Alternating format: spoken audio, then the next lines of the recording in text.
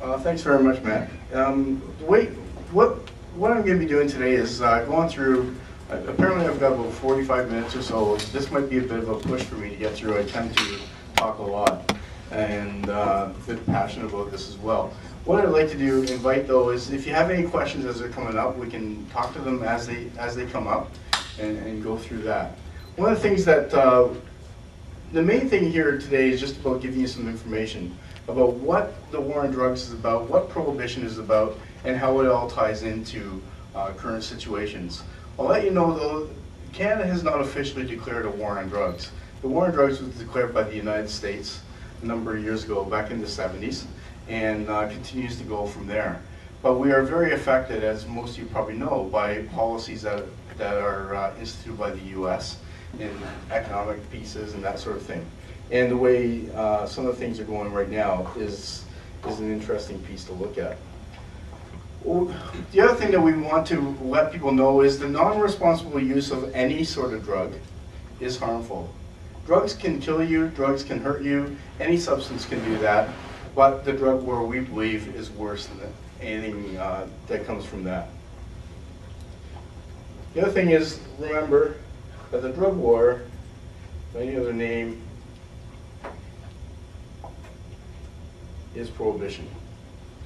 And what we put any sort of thing around prohibition, and then we start to look at opening up a black market. If anybody knows or read any of the history about what prohibition law is about and what happened in the 30s back in the US, it created some incredible wealth for certain people, guys like Al Capone. What happens with drug prohibition in Canada, as an example, we get guys like Mom Boucher. Does anybody know who that guy is? Head of the Hells Angels? Yeah, he was head of the Hells Angels. He lived in a $5 million house in the island of Montreal and is now doing life for conspiracy to commit murder, and where he had a number of correction officers, a couple of correction officers killed based on some things that were going on. So those are the types of things that prohibition creates. We create a huge profit, a huge ability to have things going on and what happens with it. Prohibition also accelerates incarceration rates. Incarceration rates in Canada represent certain things. 37% of people who are incarcerated in Canada have been using cocaine or heroin. Now, one of the things that we need to look at is not necessarily about what happens with this, or what the fact that they are using, but it's an interesting stat. One of the easiest places, two of the easiest places to get drugs in this country are prisons and schools, high schools specifically. Okay, so I want you to think about that as we go through some of the other things. 52% of the people were using alcohol or drugs at the time of their offense, especially around drug use. If somebody does not need to access criminal behavior or anything like that in order to get types of substances they're doing, we eliminate some of this piece. 40% of our inmates in Canada are Aboriginal. In the US, one of the problems that they face is the use of, or the situation that occurs for men of color and that sort of thing. What we have here is about Aboriginal rates. Aboriginal people in Canada represent about 7% of our total population. 40% of the incarcerated population is Aboriginal. But to look about what does that do? A lot of this stuff is about nonviolent crime as well. We need to look at how do we deal with those types of things and focus on those, the true issues. 116 per 100,000 people in Canada are incarcerated. That's not a bad number. Typically, numbers are ranging under 200 people per 100,000 through every other country. If we look at the United States, however, the United States, who has the war on drugs, has criminal prosecution around possession, small possession, simple possession, those types of things. They have 762 people per 100,000 incarcerated. A huge difference in numbers. One of the things we're looking at, minimum sentencing around drug issues, drug charges, and those types of things, we would start to come into those types of numbers. Very dangerous, and what we don't want to do in my opinion, is turn prison systems into the growth industry. It costs a lot of money, it's a lot of different things, and creates a lot of issues in the long run. One of the things that also in the US, if you have a felony conviction, which can be representative of a drug charge or anything like that, you will not qualify for any student assistance once you get out of jail. Types of things to remember and think about. If a 16-year-old or an 18-year-old or even a 20-year-old is ended up in a situation where they have a criminal possession charge of marijuana or anything like that, they will not be able to qualify for the rest of their life for any assistance to attain education. The international wholesale market in illicit substances is very, very interesting. We need to recognize that there's three markets that are very interesting in the fact that the third largest in the world is illicit drugs. The third largest wholesale market in the world is illicit drugs, only behind oil and arms. They estimate the profit is about $400 billion a year just from illicit drugs. One of the things to think about that is the fact that there's no taxation around that. People don't get taxed, markets aren't taxed, nothing is going on, it just goes to generally black markets. One of the things that we get often is about busts and that sort of thing. This is taken off the London Police website. This is not a slander or anything about what happens with the police departments or anybody doing that type of thing. What I'm trying to use this for is to recognize that there is a significant number of busts, investigation, and that sort of thing going on with drug use and drug distribution. So this represents a bust that occurred, and at the same time that the bust occurred at a house, a vehicle was pulled over, and they picked up a bunch of drugs and money, and typically you can find weapons and everything else with it. What's interesting about this is that about 1,465 grams of cocaine would probably represent in London about 5 to 6 hours of cocaine use. So that's what the type of thing that we're dealing with and looking at what that happens. What happens also is the fact that there's a huge amount of profit in this. If we close a crack house in London, it's my experience, I've been working on the street for a number of years, my experience is not actually 1 hour, but about 20 minutes. I saw a crack house get busted. 20 minutes later, the same people who had the organizational piece to this had set up somewhere else. People already knew, that the customers already knew where to go, how to access, and how quickly to get there. These are things to recognize the fact that they are very, very sophisticated. They have connections and with resetting up and those types of things. And also the fact that what happens is we get a number of continuing investigations. Has anybody ever seen this where the newspaper talks about a continuing investigation or a 2-year investigation around substance distribution? Anybody seen that? Okay. And what we have after the investigation was successful, we have weapons, we have drugs, we have money, all that type of thing going on. What that does is they arrest a few people, and what that does essentially is leads to a growth in or within the organization. Somebody moves up to take over. So it allows these investigations are important, and they're very difficult to do. They're time consuming, they're costly, but what they do is create opportunities for other people to move up in an organization, because it doesn't really affect often the higher ends of the organization, the amount of money that goes on with it. What we want you to think about is separating the drug problem from the drug prohibition problem or the drug distribution problem. When we look at drugs, we say there's a drug issue. What we need to recognize is the fact that the drug issue consists of 2 distinct things. One is the use of substances and the problematic piece around that, what happens, and the other is the distribution issue. That's where the violence comes in, that's where the profit comes in, that's where all this stuff ties in. Where people get involved, they make a lot of money, as I mentioned, Montboucher, and those types of things. We look at that type of situation, how much money is involved, and the fact that the distribution networks are very, very strong, very effective, and can react on a moment's notice.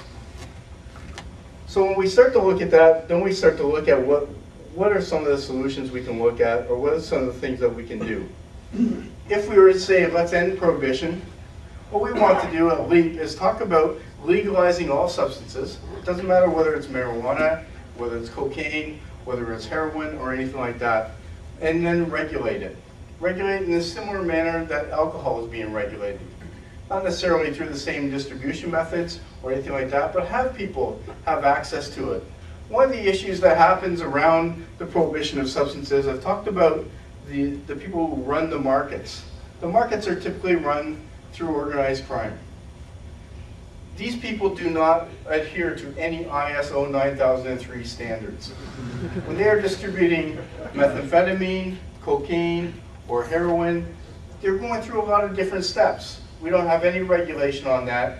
Often when people are being in situations where they have overdosed, what's happened is they've taken something that they bought from their dealer for the last 2-3 weeks, and then they buy again from him. He, in the meantime, has changed suppliers or has gotten a new batch of substances in, and now this set of substances is now looking at 2 to 3 times the power, the strength, because it hasn't been stepped on. It hasn't gone through those processes. Then we start to get into problematic stuff. We have overdoses, we have death, we have infections because of the way things are being manufactured, and you don't know that type of thing. When prohibition ends, if prohibition ends in any sort of a substance, look at alcohol as an example. If I go and my alcohol of choice is Jack Daniels, I buy a bottle of Jack Daniels today, I know that that bottle is exactly the same as the bottle I bought yesterday, or the bottle I'll buy tomorrow, or the bottle I'll buy next week. What we don't have is the same type of thing in substances that people are using. It's in almost a human nature that we use something to deal with different things, whether it's pain, whether it's just altering my mind for a moment, whether it's celebrating, or whatever the case may be. Human beings have been doing that for essentially since human beings have been around. We look at that in lots of different impacts and different situations. A colleague of mine, Peter Chris, who's on the video, the DVD that we have out back, or at the back there, he uses something and talks about, do you remember the first prohibition? So I asked that to I'll quote him and I'll ask you. Does anybody remember the first prohibition? No? Or nobody just wants to admit that? Alcohol in the 30s.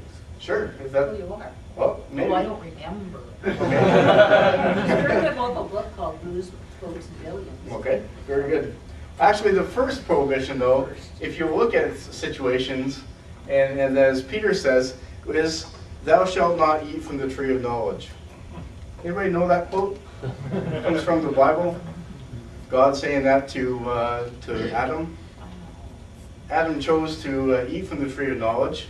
So Peter says, if the big cop can't control 2 people, why do you expect that the police force can control millions or billions?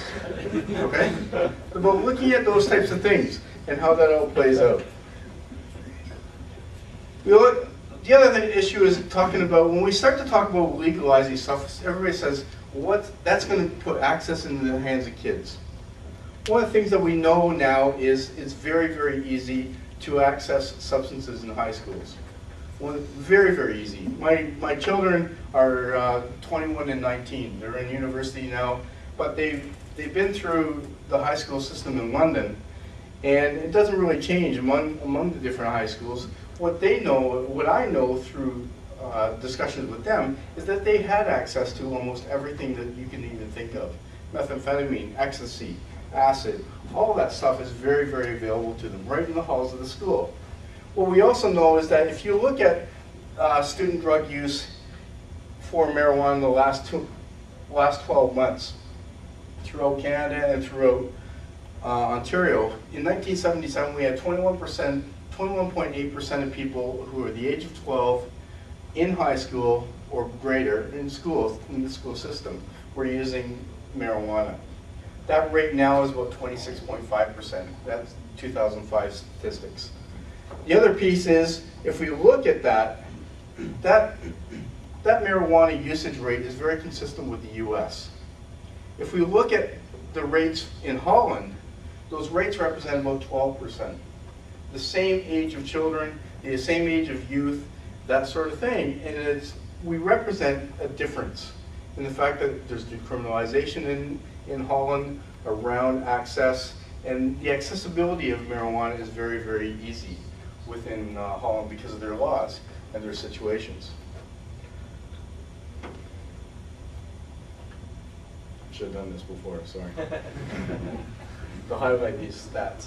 So it's about looking at that kind of thing and about representing.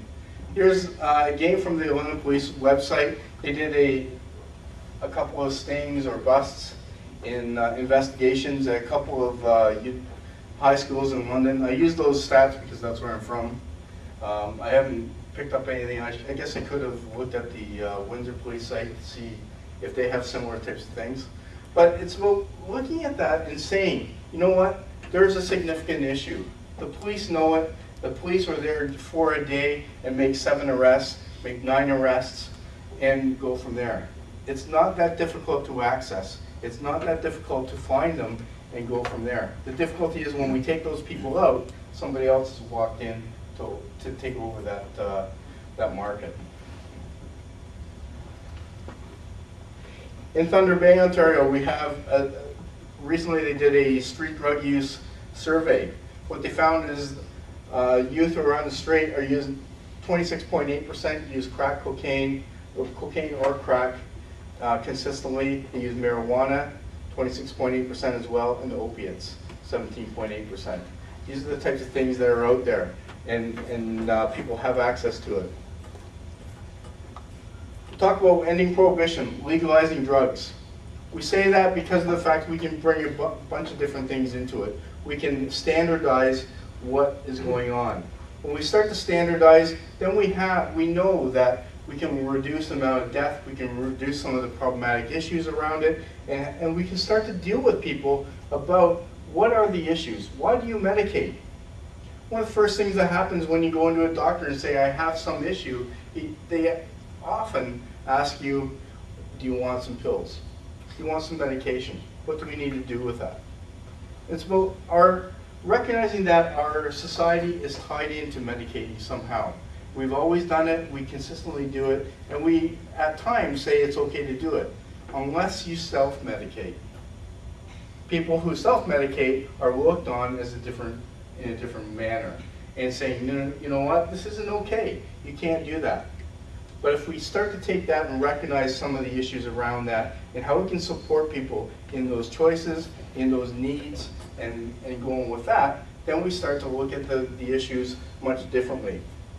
One of the things about legalizing drugs, and I had an opportunity to, over the last 6 months, to speak to Senator Larry Campbell. I don't know if anybody knows who he is, but he was at one time the mayor of Vancouver, and was very involved in what they call the 4 pillars approach to dealing with substances.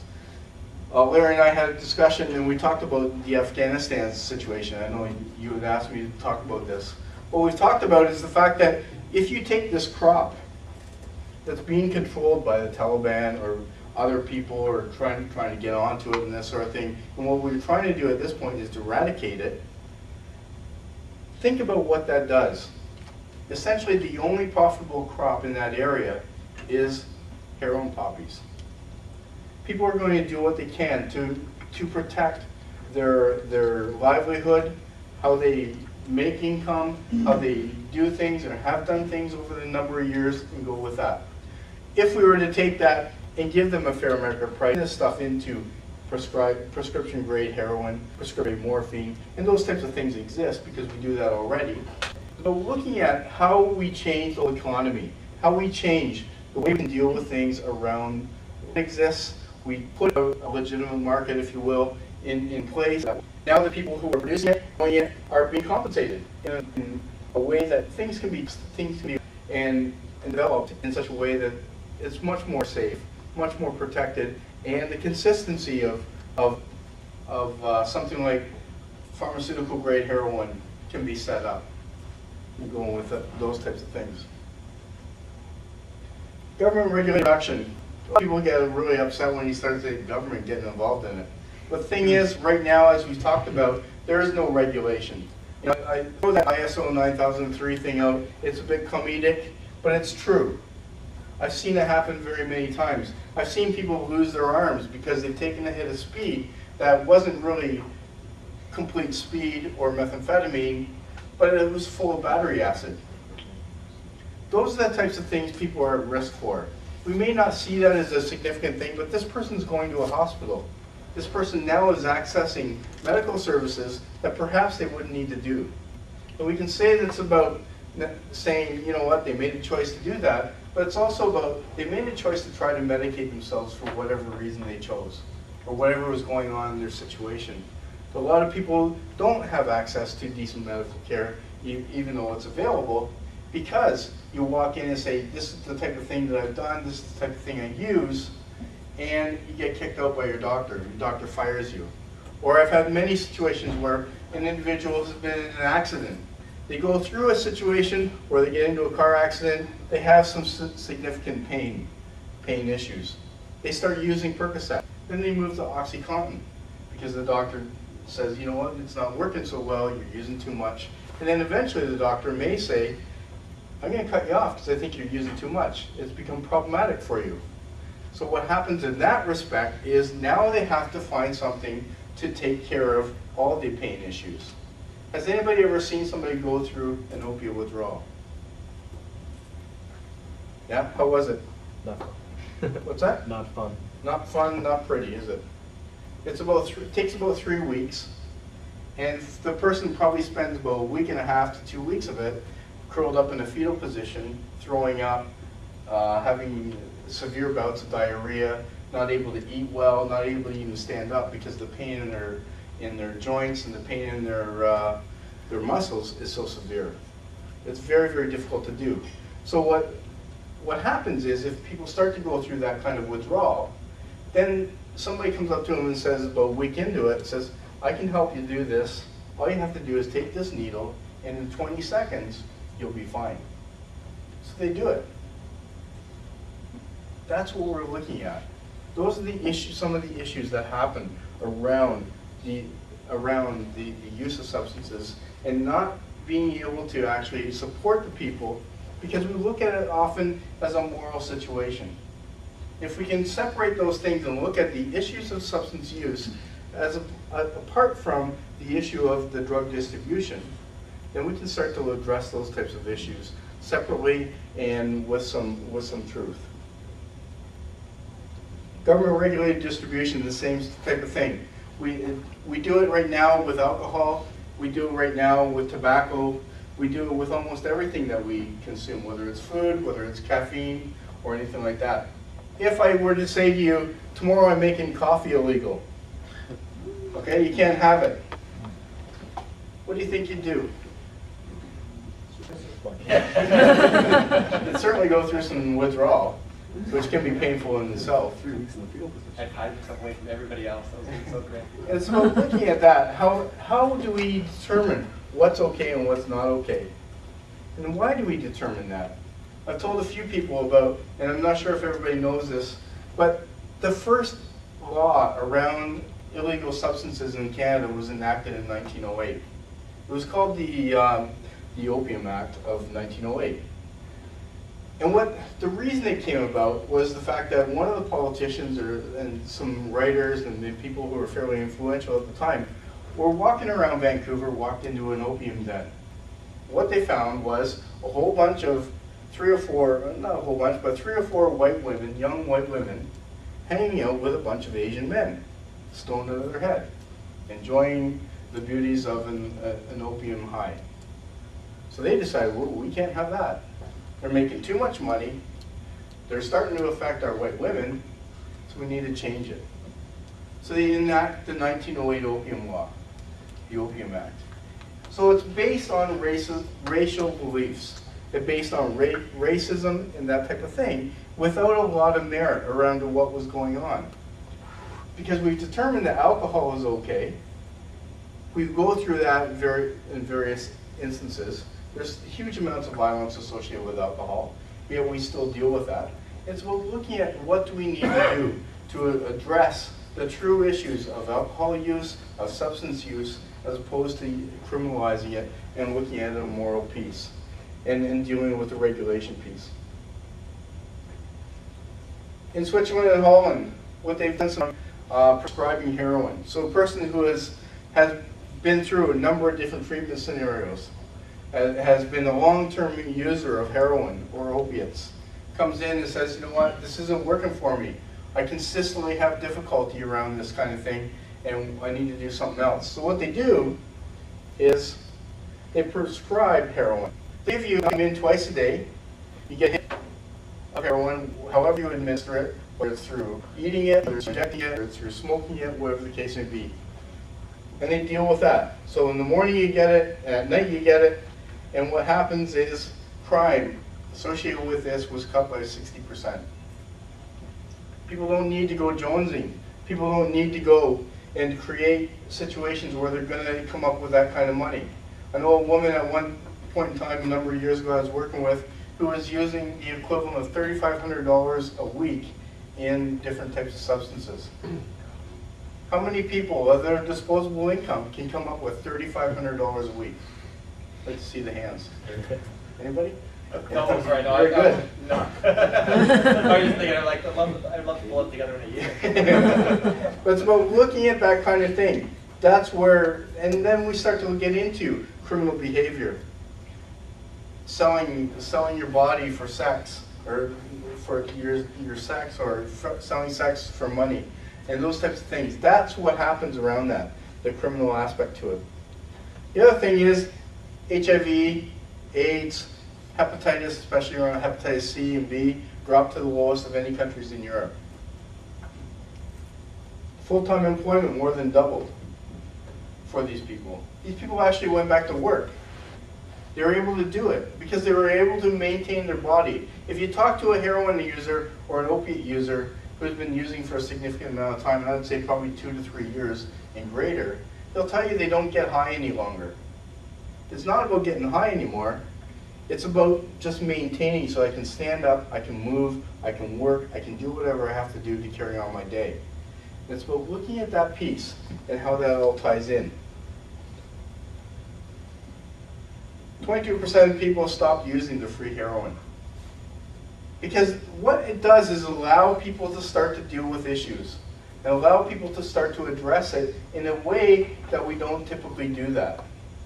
In a way we don't criminalize, we don't morally condemn them or anything like that. We start to look at the true aspects of it. How do we deal with it? How do we work it through? How do we support someone in those situations? Now, Albert Einstein has something here, a statement. I'm actually going through this a lot faster than I thought I would. So, and he talked about the issues of prohibition. And I think we need to look at the fact that prohibition creates certain things. It creates profit, it creates black markets, it creates danger. Because if I have to go in order to medicate myself in a situation like whatever the choice may be, or I just want to have some fun. You know, John Prine does a song, sometimes I use it, I didn't use it today, that says, you made me see me today with an illegal smile. Okay? And it's about looking at the fact that the whole song is talking about the fact that there's lots of things going on. He wants to get high, he goes and gets high. Tell the man or tell the police, I'm not trying to hurt anybody, I'm just trying to have some fun. How many people have done something like that to have fun? Right? And not necessarily got high, but how about getting drunk? That's what I want you to think about. Think about how do we say, you know, getting drunk is okay if you do it once in a while. If you do it on a weekend, every couple of weekends or whatever, that's okay. I'm okay with that. Well, and I am okay with that. What I want you to think about is What do you do around that when it becomes problematic? Do you drive? That's problematic. Do you commit violence? That's problematic. Those are the things we need to identify. And how do we teach people to recognize that there are problematic things around it when we say, at first, don't even do it because it's going to kill you? Because our youth today see things and see what goes on and know somebody, or you know somebody, your family knows somebody, or they've seen you as a parent or as a colleague or a friend or whatever do things and not die from it. You know, we said here there is this thing called reefer madness. You know, that movie, everybody laughs about it and sees it, but that was a true thing in the fact that people were coming out and saying, this is what happens if you take a smoke of a joint. If you smoke a joint, you toke a joint, this is what's going to go out. You're going to go kill people. And then everybody sees someone else doing it and says, they've never killed anybody. All they do is eat a bag of chips and fall asleep. Apparently I've done as few of that. So looking at those types of things and how it all ties in, the fact that then now we can start to talk about the truth of substance use and the related aspects to it. Drug use is harmful, absolutely, when it's done in situations where it's problematic, becomes problematic, or people aren't supported or able to talk about it. One of the things we talk about is methamphetamine, and it's a huge thing over the last couple of years. And I've been saying to people, you know what? This is crazy. London was the capital of methamphetamine in Canada in 1970. The best place to get the best methamphetamine in Canada was London. They had the best cookers, everything.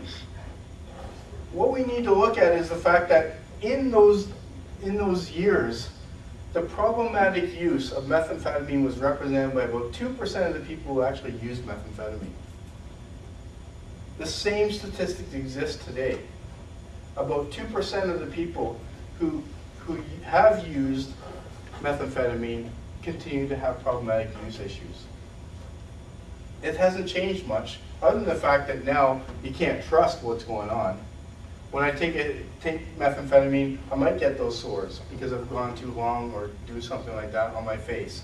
Those pictures have showed up on pretty much every newspaper in North America. But look what happens when you do this. It does happen, absolutely. But it's because it's not clean. It's not appropriate to use that kind of methamphetamine because you will die from it because of all the other things that are tied into it. And what we can do with eliminating prohibition, stopping the war on drugs, is about looking at the fact that now we can regulate, now we can establish what decent drugs, if you will, are, and how people know what they're taking each and every time they're taking it. These are very important things to ask and think about, because if I'm able to, like alcohol, if I know that 3 drinks are going to put me over, and I choose to go over it, okay, that's fine. I'm going to have to deal with consequences. But it's about recognizing that sometimes I'll just have a drink, and I'll take it easy for the night or whatever, and go from there. I know what I'm taking each time I do that, whether it's a beer, whether it's a shot of Jack Daniels, whether it's whatever. I know what I'm getting. I don't know that through cocaine. I don't know that through heroin. I don't know that through methamphetamine. I don't know that necessarily from acid or ecstasy. Well, how do we understand that? How do we recognize that? And how do we assist people who choose to do that type of thing? Because alcohol isn't for everybody. Not everybody wants to use alcohol or has any enjoyment in it. And I respect that. I sat in a situation once where I had pretty much every treatment service provider in southwestern Ontario was at the same workshop that I was at. And I stood up and said, you know what, sometimes it's really cool for people to have a couple of good snorts of cocaine. Now you want to see a reaction. You know, I'm not saying that you should do it all the time or anything like that, but people do have different choices, have different things that are okay with them because that's how they want to medicate. And it's about recognizing that when it becomes problematic, we need to have the services out there that you don't have to demean yourself, you don't have to be treated like a piece of crap in order to access that and stay safe, because we keep our communities safe. If we have these types of things available, we can keep needles off the street. We can keep people from transferring HIV and hepatitis. It's estimated that we have about up to 2% of people who are in this country are living with hepatitis C. It's a very, very difficult thing. It's a very contagious disease. It's very, very resilient. And there's 11 different types. That's one thing people don't know. Even among drug users, they say, oh yeah, he's got hepatitis C, I got hepatitis C, so it's okay. We talk about the fact that no, it's more than that. And this is the truth that we need to get out. And it all relates down to what goes on around the prohibition, the morality around substance use, and how we deal with that. I think that's...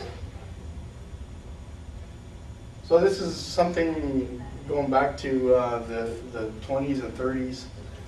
Nice old car. It'd be cool to have that now. But this is talking about saving our children. And everybody says, you know what? If you legalize and regulate, then it's going to be in the hands of kids. And my answer to you is that it already is. It's there. Kids are using this kind of stuff. They have it available to them. I can't remember whether I told you this one already, but I'm doing some research with the London Harvard Archery Coalition, which is an organization that I developed. And what we're doing right now is working with youth that are at risk. We've done some preliminary stuff. The number of people that we have, we only have we've dealt with about 14 kids at this point in time. Every single one of these youth has used OxyContin, Percocet, methamphetamine, cocaine in powder form, crack, and ecstasy. Every single one of them. So it's not about looking at the fact that if we legalize it, we're going to make it available to them. They already have access to it. And we need to look at how do we regulate those types of things in a much more appropriate and safer fashion. And that's it.